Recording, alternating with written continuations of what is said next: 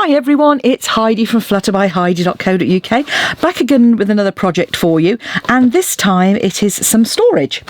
No stamping actually involved, just cutting and scoring, and this is the scaled up version of my Stampin' Spot storage. So these are the ones I created before, my travel sizes, so a 6 and a 4, perfect for when you're going out and about. Pop that in your tool case and you're good to go. You don't very often need more than sort of half a dozen colours, but when you're at home you still need to be able to store your Stampin' Spots. So I have got some here, so this is going to be my in colours Stampin' Spot storage. I've just put some and then you'll see I've already created my labels, good old label maker. So I've got one for my subtles, which is what I'm going to make, and this is ready to put my new in colours in, and it's using the new Seaside spray, so beautiful Seaside spray there, and the lovely Woven Heirlooms paper, a fabulous bit of paper that we've got. So that was great for in colours because it's using in colours, but obviously I'm going to be using my subtles, so I'm going to showcase some other paper for you. So it is this beautiful suite called Bird Ballad, and so the paper I'm going to use is I'm going to use this bird image, and for no other reason and that there are some lovely swallows swooping about outside my window at the moment. So on the one side are these swallows, on the reverse is a gorgeous floral image. Then you've got birds and dots and more birds and stripes and flowers, keys, great for a masculine card or for somebody who's coming of age, 18, or learning to drive, 17, some feathers, pretty colours that you can pick out, bird cages, and then some more birds and flowers, and this lovely bright yellow Daffodil Delight background paper. So again, I'm spoilt for choice because, as I've said before, sometimes I look at DSP and there's kind of half of it that I really like and the other half, not so much. At the moment with these, I haven't found any that I really dislike at the moment. There's probably some I kind of like slightly less, but it's really not much. So we are going to start with some cardstock. I'm going to use some Pool Party, and I've cut this to 21.5 by 20 centimetres. So this is our 20 centimetre edge, and you're going to score at 1. So I'm doing that on the right hand side here. Then it is at 4.5, 6.5, 13.5, that's right over here, 15.5, so I'm avoiding the nasty join, and 19 centimetres. And then at 2 centimetres on the right hand side on both edges. So the easiest way to do that obviously is just to flip it around. Okay, so that's all of our scoring, just a simple bit of snipping. We'll be cutting some DSP in a moment. Just going to get my bone folder out, which is still as grubby as it was last time I did a video. I still haven't got around to cleaning that. Life has been a bit busy, and I've got so many ideas, and the problem I've got is actually the time to actually create them, because I can sort of jot my ideas and designs down when I'm out and about, but the problem I have is getting the time to actually make them when I get home. So what we're going to do here is okay, so these are going to fold in and be edges, so we want this just to be 1 centimetre. So you can cut that, I just eyeball it like so and cut straight. You are going to need your corner rounder, like so.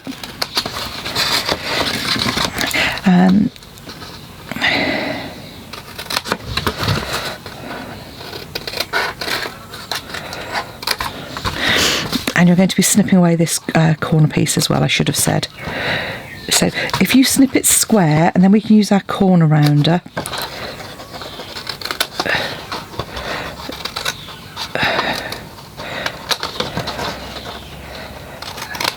And I'm doing something slightly different with these tabs as well. To stop them fouling when you fold that edge in, we're actually going to cut down the side here for a change. So it's like so. So if that makes sense, you're cutting down. So again, I'm going to cut down here. And that's just because where we're tucking in, if you've got a tab, if you can remove that kind of from the side where you're tucking anything in, it just helps it close that little bit more easily. And again, just folding that side piece in helps you get in there and just trim like so. So you'll end up with a piece that looks like this, well, with this corner cut out as well. And then it's up to you whether you corner round or not. You don't have to, you can just sort of notch. If you're going to corner round, you will just need to sort of tuck your corners in, if you see what I mean.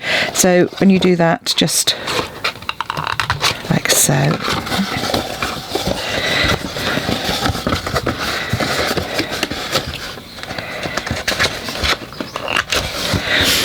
And the corner rounding does help the tabs go in more easily. So if you can do that, then you'll find that your tabs fit in more easily. I think I've just gone off camera with that. I hope I haven't too much for you.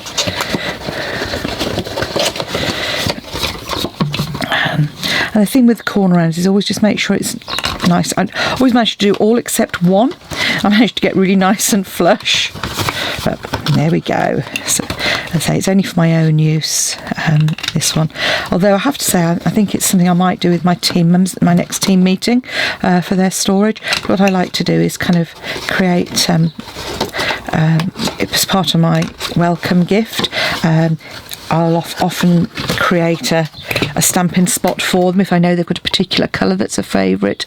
I also, what I did with them recently was I gifted away some of my duplicate old style ink pads. So where I'd upgraded and replaced mine, I gave my team members one of their still current colours, but it meant that they just hadn't, because they're starting out, they haven't got to go and buy all the colours straight away. And it's just a way of kind of sharing, my successes with my team. They can benefit a bit from sort of what I do, then that helps them get started and be more successful.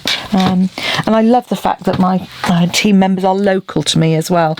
It means we can actually get together and have a chat rather than doing it all online. I mean, online is great, but there's nothing like getting together with some crafty mates and having a bit of fun. So I'm just putting, I should have used my wider tape really. I'm just putting a couple of bits of tape on these tabs. Just because you want them to, it's quite a long panel, so you just want to make sure they've stuck really well. So I'm putting a piece off camera again. I'm so sorry. Do you know what, it is so, I don't think people actually appreciate, or some people do, some of you do, but a lot of people don't appreciate how tricky it actually is to video, especially when, like me, I have a full-time job as well, and my demonstrating is part-time business for me. I wouldn't change it for the world, mind you. So that's ready for us to construct, but what I want to do is put these panels on first. So these are 3 by 17 centimetres. So this is obviously a paper that has the orientation on it. So what I'm going to do is I'm going to cut it at 17. Actually, what I might do now, I'm going to cut it at 3. I'm going to cut 2 pieces at 3. So tuck that in up there. Make sure that's nicely lined up. 3 and 3, because I've already taken a piece off the top, you see, I thought it made sense to keep it like that. And then those pieces are going to go at 17, so all I need to do is just make sure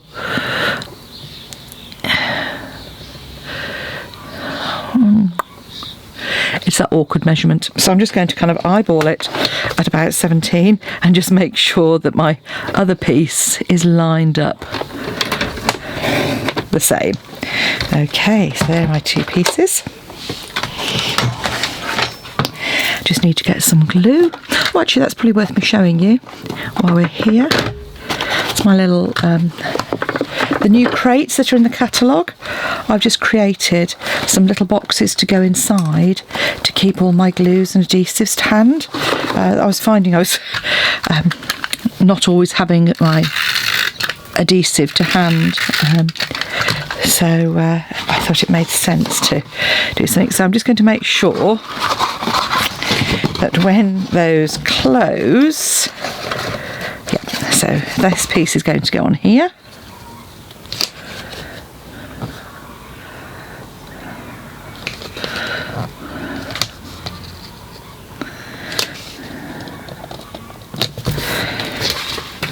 And then just pop some snail onto there. So that's going to align with that. Okay, and then all that remains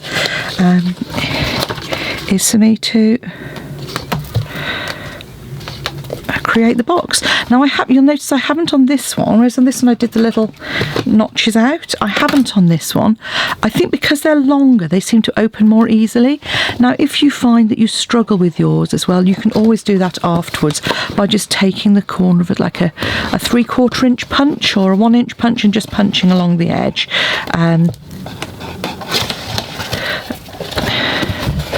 So all I'm doing is I'm just lining that corner up nice and square. And the last one. And obviously you could use a wet glue if you prefer. If you want to use our Tombow, it just takes that a little bit longer. And then that is now ready. I mean, as it happens, I've got some blank ones here.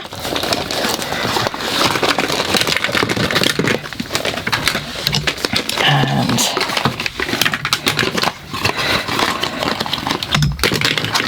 there we go. So that creates enough space for a full set of colours. Of course, I have now lost my little label that said subtles, but that'll turn up in a moment.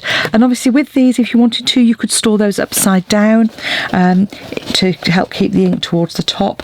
I generally don't with my ink spots, but what I do sometimes do is I pop a bit of washi tape if I haven't used them for a while, just to help keep them sealed. So pop that in, pop the corners in like so.